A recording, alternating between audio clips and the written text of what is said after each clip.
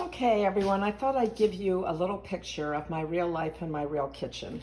Here's me cutting up all sorts of vegetables, getting ready to juice them. And then I went out and I got my microgreens from my lovely lady from Pleo Microgreens, and I have them ready to be washed. I added organic fermented beet powder to my green drink. And I do put coconut water in my green drink just to give it a little bit of sweetness. And let's come over here to this mess. Holy moly, have I made a mess. Thank goodness my husband doesn't mind cleaning up after me.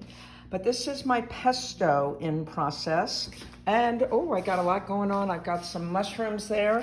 And I'm making myself some eggs today. I've been able to eat eggs again, and I find that every once in a while, I need eggs as a protein.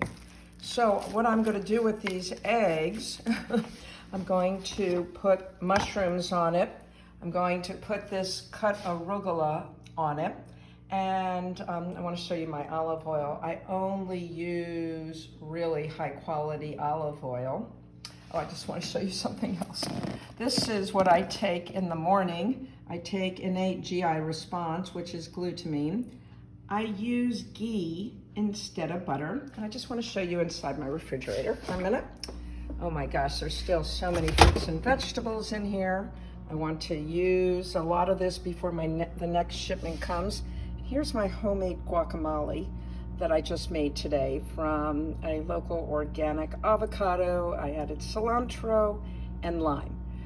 So I thought I would just give you a little bit about what I do so that you know. Oh, here's the lentil soup I made. It has all sorts of great vegetables in it, including I put daikon radishes in it, which was really nice, and then the coconut milk, and that's what's separated. So this is just a glimpse into my kitchen and my life, so you see what I do most of the time.